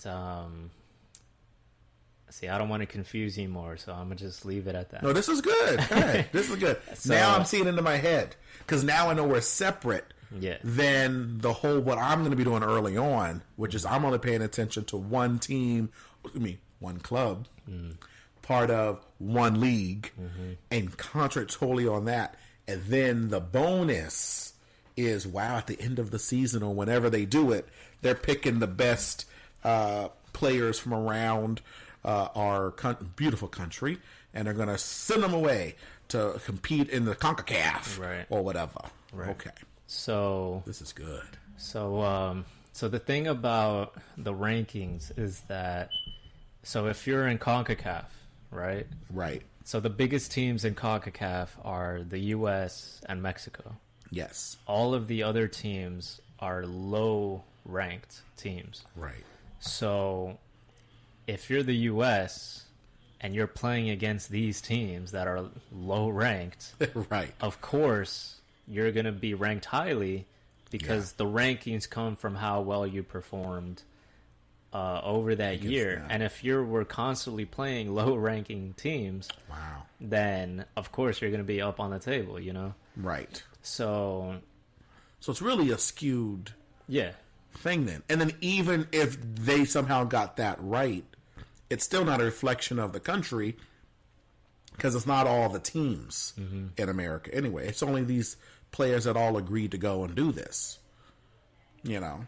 It's not like, wow, so because of what you just said, if we have all the great teams, well, great. I'm saying it by faith in America. That doesn't matter because we've only sent a few from Galaxy, a few from Miami United, a few from whatever. So you're only getting a sampling of this country, and this sampling played other samplings of other people from this region, and that's helping us go up the mark. But we're still awful. Yeah. So man, this sucks. So there are national competitions every year. Right. So the World Cup is the biggest national competition in soccer. Okay. And then every region has their own competitions. Right. To lead up to the World Cup. No. Oh. It's just like to see who's the best in that region. Oh, that sucks. Yeah. So this sucks. So you beat your region and then you're done. Well, no, so in CONCACAF, that sucks. I'm disappointed. The tournament is called the Gold Cup. Right. Okay. Okay, I've heard of that. So that's what that is. Yeah. Okay, I've heard the Gold Cup. The Gold Cup. Okay. And I believe it's every 2 years. Okay. Okay. So, and every time the Gold Cup is happening, right, people always expect the U.S. or Mexico to win it. Right. Because these are the biggest teams in CONCACAF. Right. Right? So, that also applies to the ranking. Right. So if the U.S. wins the Gold Cup, they go up in ranking. Right. But again, the teams you were playing against were awful. Well, not that they were awful. Yeah, comparatively, exactly. So, but when you look at the World Cup, now you have teams from every region. Okay. It's the best teams from every region. And the way that they figure out who goes to the World Cup makes more sense, right? Is every region has qualifying tournaments. Wow. So whoever finishes in like the top 3, so in CONCACAF again, right? It's whoever finishes in the top 3 positions, right, that goes to the World Cup. But those are, hold on, let me get the word right, because all these things, those are 3 teams. Yeah. Okay. Mm-hmm. So the teams still stay teams. Yeah. Okay, we didn't pick a certain amount of players from the Mexico team, certain from the U.S., and then that goes to this World Cup. No. Representing CONCACAF. No. Okay. So it's just 3 of these players, and then we lose. That's where we lose. Yeah. Because now we're up against people from... Well, yeah, good. So this year was the 2018 World Cup, which the U.S. And how often is the World Cup? Every year? Every 4 years. Every 4 years. Yeah. So that really is the Olympics. Yeah, those are the Olympics. And the U.S. did not qualify for the World Cup, which means they didn't finish in those positions that you're supposed to finish in to make it to the World Cup. So, which shocked the world. Yeah, because how do you lose against CONCACAF? Because the U.S. had always been qualifying since like the 80s, I believe. Right. And on the last day of qualifying, all they had to do was win the game, and they would have been through. Wow. And they lost to Trinidad and Tobago. To Trinidad? Sorry, yeah. I mean, I love Trinidad. To Trinidad? Yeah, a team that I believe is like 100 or something in the FIFA rankings. Oh, wow. How did that happen? I mean... Did they scare him by saying ooga booga or something? I'm sorry. They lost 2-1. Oh, that's 1 point. And Trinidad and Tobago... Was there a penalty? No. Okay, good. So there's not even a controversy about it. So Trinidad and Tobago, they had nothing to lose. They were...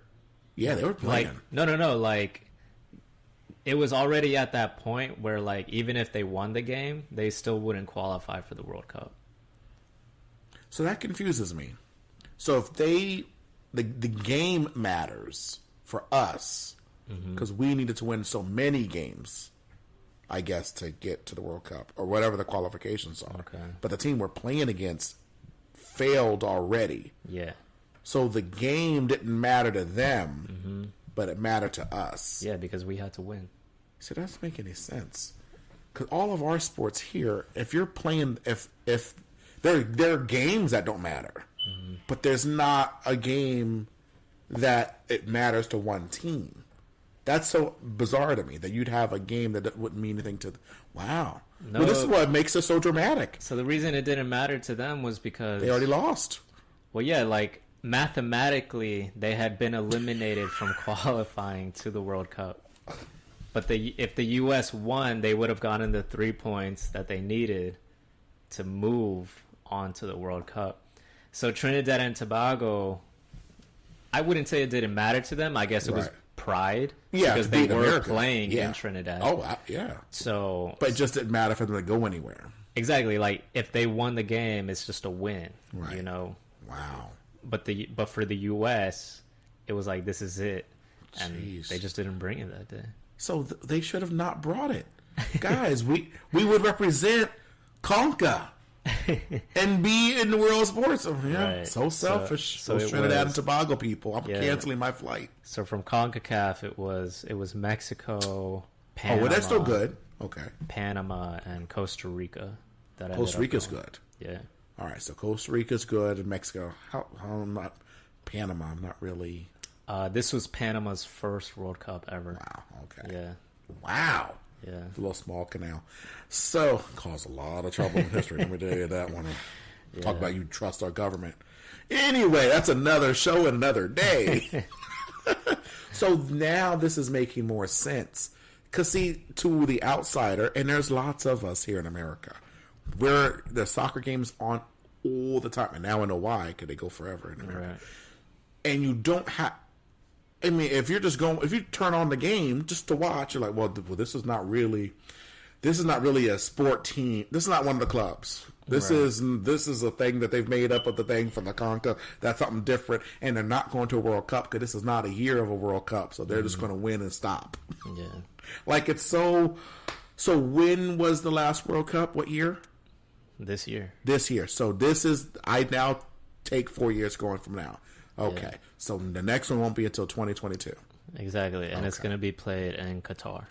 We already know that. Yep. So just like the Olympics, do people bid for... Yep. Okay. And then in 2026, we already know. The World Cup will be in the U.S. We did it. Canada and Mexico. Can't shake Canada. So... Wow, this is good. I'm generally on board. Yeah, I mean, exciting. You know, I still have a lot more to learn. It's exciting. It is. This is like, but it's already. See, here's my conflicting inner monologue happening right now. Mm-hmm. One of the reasons I didn't pay attention was sports, because really, who's got the time? And it takes a lot of it, especially now with MLS. Mm-hmm. It's gonna take all of it. But the thing is, people watch the game. And there are people that play the game. Right. And you are watching, eating your Cheetos, with the Doritos, with the pizza, which I'm ordering tonight. And you watch a game, and then you yell inevitably at the TV like they can hear you. And you look like a moron because you get so involved. And this is what I am guilty of. I told you before, I only watch the final games of any sport. So I watch Super Bowl because I know that's a game that matters. Like, no one's going to be in the Super Bowl and I go, well, guess what? It matters to the Patriots, but it doesn't matter to the Giants. Mm-hmm. If they win, they don't get the ring because they've already been disqualified 3 games before. You know what I mean? It's not that dramatic. Although, that's an idea. It is dramatic. That would be an idea. If it didn't matter to them at all, anyway, that'd be great. Oh, could you imagine? America would be heated.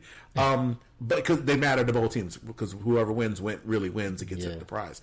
But I get too involved, and it's no exaggeration. When I'm intense, I'm yelling like they can hear me. I'm black, so it's hard to see my veins popping, but you can see it. And I get mad at the bad plays. Because now I know what's happening, and I get heat. And I said, who needs that? Mm-hmm. Who needs that blood pressure at my age? And I'm already mad at Tom Garbage. I'm already mad that this Trinidad and Tobago, knowing full well they're out of the game, could just chill and relax. And we still lost to them. It's all about pride. Well, we didn't have any. There must have been players that said no to the request. Well, see, here's the thing. When they're picking players to represent the country, right? I mean, they're not just looking at it like in their country, right? Because there are American players who play in other leagues around the world. Okay, because they can play for multiple leagues. No. So this might have to be another podcast. Yeah, this could be maybe the next week. So, like, let's say I was playing in the MLS, right? And I was playing as an American. Yes, as a U.S. based player, right? And I was playing for the New England Revolution, woo, right? I played for them for 3 seasons, and then a team in the Premier League, Manchester United, yes, glory, came down and was like, "We want to buy Edwin Rodriguez. We will offer you £5 million for him. We think he's good." Wow, that's it, $5 million. All right, I guess I'll come on, £20 million. This is America. They'll be like, and they're Manchester United. That's right. Hey. You know, we want to offer you £30 million. Amen. Next, here you go. Right. So, I end my contract with New England on mutual terms. Okay, good. Right, good. Exactly. Because they're selling me. Right. And I'm accepting the contract that Manchester United is offering me. Deal. And I moved to Manchester and played for Manchester United. As an American citizen. Exactly. Okay. So when the World Cup qualifiers come around, right, and the U.S. is picking players, they'll be like, we want the best players right now. Edwin Rodriguez plays for Manchester United, which is one of the biggest clubs in the world. Right. Let's call him, have him come over here and represent us. Wow. You know? Because to be involved in the World Cup, you can't play for the team you're in if that's not the country you're from anyway. No. Right, you have to be from that. No, you're not getting me. No? Okay. They pick the best players. Right. Okay? So if you are an average player who plays in the MLS, right, they're not going to pick you. No, I'm saying if you're another player from this country and you're in, like you said, Manchester United, you can't play for, I forgot the CONCACAF for them. What's that? You're saying I can't play for England? Yeah, right? Well, because I'm not born in England. Right. So you could only play for America anyway. Yeah. Wherever you're from. Unless, so here's how it changes. If I have never played a game for the U.S., right? Right. So I'm also Salvadoran. Right. My family's from El Salvador. So if I become a dual citizen, so both U.S. and Salvadoran, right? But the U.S. never picks me, but El Salvador does. Wow. I can play for El Salvador if I have never played a game for the U.S. But I see. But the moment I play a game for whichever country it is, this is so dramatic. That's the country that I can only play for the rest of my life. This is so. See these rules. So it's all about nationalism. So there's a lot of drama there. Yes, because and papers. Yeah. Listen, I can get my great grandfather touched Ireland once. So that's great. In the U.S. as well as in other countries that have a lot of diversity, in the U.S. there's a lot of players who are of Mexican descent, right? Central American descent. Just players from all around the world. So wait a minute then. So when a player picks, see, this has a lot more stakes than football. Yeah. Because then you have a free, you can pick a go with whoever pays you the most. Yeah. You're not losing out. With this, if you pick whatever team you picked, you're pretty much stuck with when it comes to these issues later on.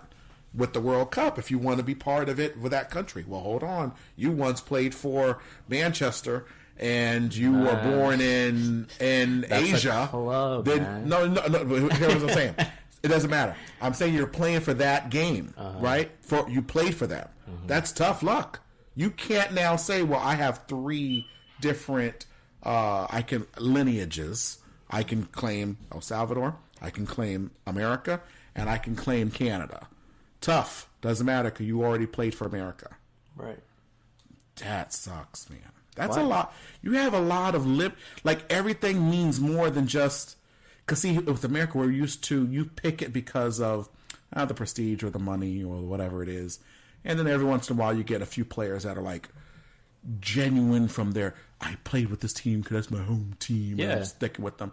And with soccer, they're all like that. I mean, it's all about, wait, okay, so who are you? You're playing for this team. Now I got to look at this player. This player's from this place. So eventually in the World Cup, they may be able to play. That decision is made like very early on, like in your career. Yeah, but it's not to the extent that you're taking it. Okay. So like, again, using me as an example. Right. Let's say I just know that the U.S. is never going to call me. You somehow know this.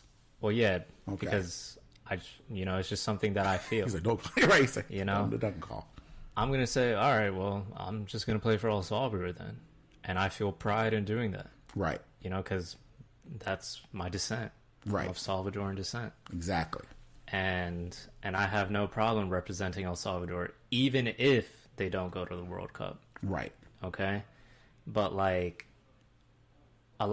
most of the time when all the time when the players pick the country that they're going to represent, right, it's because that's their gut feeling, like that's the country they want to represent. That's what I mean. You're going for it because now let's say America wanted to pick you later. That does happen. No. They can't. Well, they wouldn't even try because they already know that you picked them. Yeah, that's what I'm saying. It means something. That's what's so crazy. You have to go with your gut, and you just have to believe. Just go with it early on. Mm-hmm. No, so actually, there was recent controversy actually because there was a player. I forget. I think his last name is Gonzalez. Okay. He was born in the U.S., but he now plays for the Mexican national team. Wow. Because he was playing for the U.S. at the youth level. Okay, only at the youth. Okay, yeah. So not the actual club. No. Right. Am I messing up it again? It's not clubs anymore. It's just the country. So there's a country youth? Yeah. So there's the... They have that too? My God. I'm thinking like only Olympic style. So I'm not thinking kids. So there's I think they go up to like down to like 13 years old. Oh my so Lord. It's the youth 13 team, youth 14. Of course. And I think they stop after 21. Okay, then you're then you're eligible to play. Well, no. You can play for the U.S. men's national team. Right. Like, so that's called the senior team. Wow. So you can play for the senior team whenever they decide to call you. Really? Yeah. But after the age of 21, right, you're no longer considered a youth player. So you're no longer playing the youth games. Gotcha. Okay. Wow, this is intense. All right. Yeah. So this guy, Gonzalez, he was playing for the U.S. at the youth level. Right. Right. And then he moved to Mexico to play for a club in Mexico in the Mexican League. In the Mexican League, Mexican club. Yeah. Okay. And then while he was in Mexico, because his parents are Mexican, right, he got Mexican citizenship, and Mexico and the U.S. both called him to represent their countries because he's that good. Right. And you said he was born here. Yeah. So he has dual citizenship. Yeah. All right. They can. Oh, wow. But he decided to play for Mexico. Good for him. I think I would do the same thing. You got your parents saying they're alive. Yeah. Yeah. So that you're not picking. No, but he felt more Mexican than American. Of course, because, what do we do here in America? We're racist. We pick you by your color. You black. So you know what I'm going to do? I'm going to play for Trinidad. Well, you can do that. Yeah, exactly. So and then there are players, like today I was reading on a player. His name is Daniel Arzanzi. I believe that's his name. Right. He plays for Australia. Okay. But his parents are immigrants from Iran. Wow. Okay. So he was called up by Iran as well. Wow. But he chose Australia because he was born in Australia. Wow. But if you look at him, it's like, oh, that's not an Australian white person. Really? Okay, so Yeah, that's an Iranian person. Wow. You know? And so was that also controversial when players make these types of decisions? Yeah, they can be. Yeah, because I mean, there are players like, but it happens all the time. If you look at France, that's so crazy. All of the players on the France national team, right? They all have lineage from Africa. Amen. You know, say that again. One more again. From Africa. Oh, that's right. And they're one of the best, right? They won the World Cup. There you go. Yeah. They went to the World Cup. What? Just what you do. Know that, people. So you know, it's wow. So in the U.S., that's crazy. When you look at the national team, jeez, the national team has players from all kinds of descent. Right. You know, that's the thing too, because I mean, we're all from everywhere. Yeah. At this point, you know, and with the commercials they are what they are about the XYZ chromosome test and the DNA this and the ancestry that, everyone's finding out. Oh, you ain't just white. Mm-hmm. You everywhere. We're everywhere now. So really, again, that's dramatic because early on you're playing with whoever you identify with. Whatever it really brings into question the ideas that people have when in America, because it's like white and black. We're boring here. Mm-hmm. Everywhere else in the world, people look at so much. It's rich in culture, and here in America, we boil it down to black and white. Right. But you'll have a white person, not all white people, but a white person walk up to you and say, "Well, you're El Salvadoran, you're black, whatever it is. Let me ask you a question. Is it true that blacks, blah blah blah? Is it true that Latinos, blah blah blah?" And you're like, I have to represent, in this moment, every black person. Because he's really asking me this question. Do we really love watermelon? Mm-hmm. And I have to say no. We like cantaloupe. Mm-hmm. So you represent, it's just that one piece. But here, again, this is the power of sports. You're learning players' heritage, their lineage, where they most identify. Yeah. You're seeing if their parents are still alive, and the power of the parents hold on an adult person. No, you're gonna play for us, okay? Because but if you left on good terms, it makes the story the world story of being a human. It brings it right to the surface right away, because now you're not just a player. Now you're forced to literally represent. Who do you want to represent? Do you want to go for Ireland? Are you trying to go for America? Or because you have that part Dutch in you. Like, where are you going? Well, I make the decision early on. I'm going to think that these teams, these places, these countries won't call me. Maybe they will. This is big. Mm-hmm. I am going to get lost in this world. Wait till I, you know what's going to happen at work? I'm going to go and ask everybody what their heritage is. I'm taking surveys. I'm like, so who are you? What are you? What makes you you? And so here, let me ask you. So you're born here. Right. Right? What is your heritage for everybody listening? Salvadoran. And that's it. So he's boring, guys. He only has one. I was hoping he was going to give like 5 others. So, and when Americans see you, right? Do they see you as American or they see us as an El Salvadorian? They see me as Mexican. Yeah. Oh, even. Now they have it wrong. Because in the U.S., you're either Mexican or... That's true. Yeah. Everyone else is... Wow, you're right. Yeah. Yeah. Because even that... There was a time you told me about the term Latino. Right. And you said that... Because that was the first time I realized it, too. That term, because, that's asked on all these forms we fill out. And Latino. So that just encompasses... Basically, if you're from a Spanish-speaking country, we've lumped you... into one category. Yeah. So they see you as Latino or specifically Mexican because they get it wrong. Right. They're gonna pick a country. Right. So you represent that going forward. It's just amazing. I just like that whole dynamic. Mm-hmm. This is so cool. See, it's more interesting than like when you watch a football. Like you'll know their state. Right. Oh, they're from Texas. Right. Amen, Longhorns. And it's like, woo! But you've never get them. I feel torn. Virginia's in me, too. Right. Oh! You're just American. You're just American. That's it. You're America. Yeah. Actually, When you just said that, I want to cry. You said you're just American. In our last episode, what did we talk about? We talked about one American making a decision for all Americans. Right. And he's been called not American. Right. See, I'm not going to cry. Yeah. But it gets complicated because there are players who all right, let's use me as an example again. Let's say my mom is Salvadoran, right? But my father is from Spain. See, but I was born in the U.S. You know, see, there it goes. So it's like I can choose to represent El Salvador because my mother's from there, or I can choose to represent Spain because my father's Spanish, or I can choose to represent the U.S. because I was born here. What if your great-great-grandfather was Irish? No, it has to be something that you can. It has to be something that you can prove. Oh yeah, let's say you prove it. Oh well, yeah, why not? That's crazy. Yeah. So I'm just picturing a whole bunch of people with a whole bunch of lit papers. Sir, if you just see this here, my great-great-grandpappy once touched Ireland. But it's usually a parent thing. I love that. Yeah, it's usually a parent thing because there are also players in Europe. Right.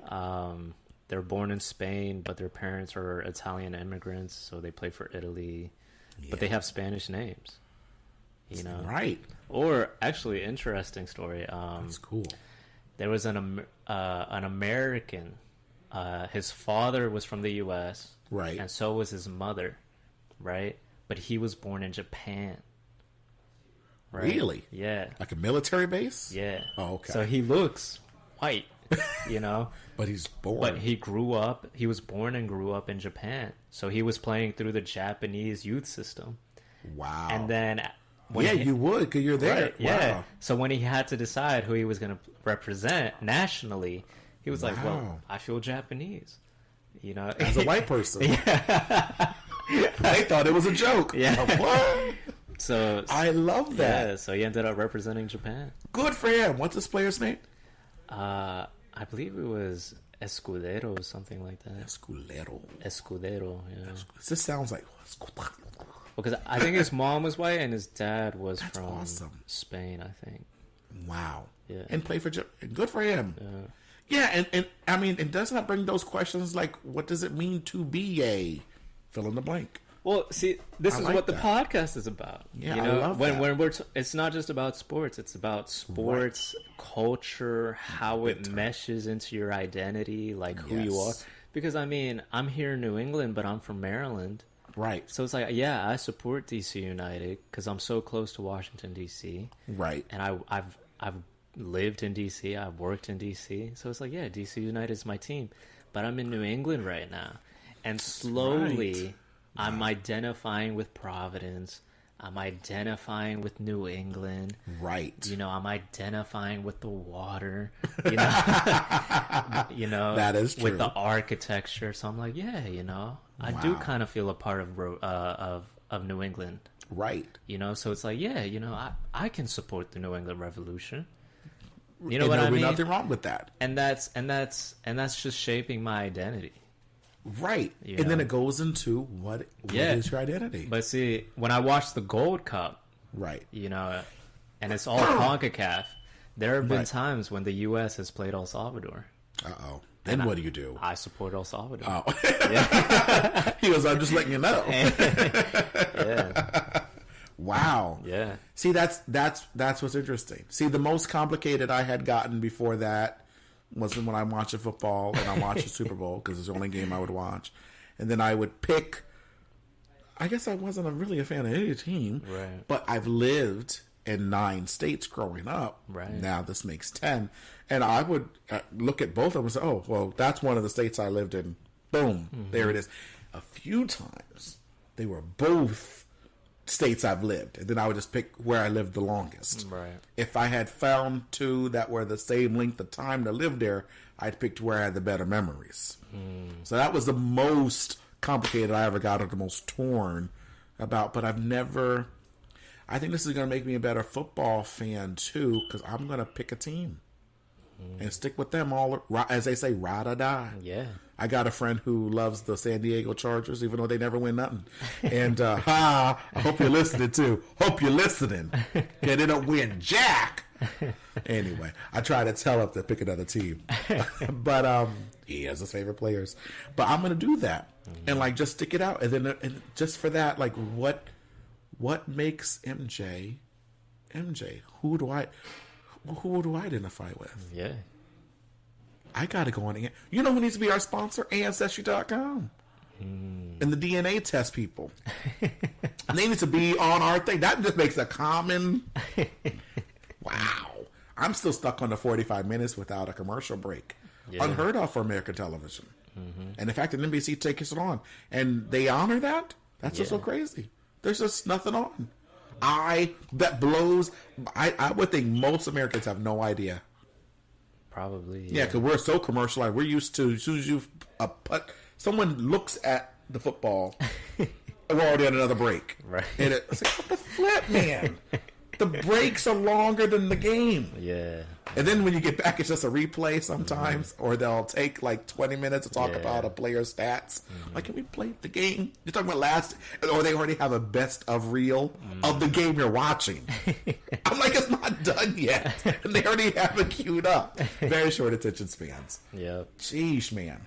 Well, that's what it's about. That's what it's about, man. Next week we'll be, digging deeper and deeper and deeper and deeper. We have a soccer world to go into, guys. And it's good that we picked this one first because it's so powerful and it so enmeshes with, makes you think about your identity. So this is your homework for the week, a new segment. Here's your homework, listeners. Not to us. We have a lot to do. We already have real homework. Okay? Your homework is to really ask yourself, and I think I am going to do this, who do you most identify with? What culture do you most identify with? And does not, again, that begs the question we'll answer next week. What does it mean to be American then? Because America, again, is just a place of where we planted an idea to mix all of cultures, but yet we have a distinct American culture. It's, that's going to be your homework, guys. Any final words you have for our our listeners today? No, I mean, thank you for tuning in again for, what is it, season 1, episode 2. I was about to say season 2. Right. Ooh, to your lips to God's ears, man. Amen. Episode 2, man. Yeah, we're happy to have you, and I mean, this is a great stress reliever to just get away from the world and talk about sports and culture for a change. See us next week, guys, with Soccer Conversation continues, and hit us up with your questions. I know I'm not the only one. It's hello@mjmeetsports.com. And go ahead and subscribe, rate us. We're everywhere fine podcasts are found.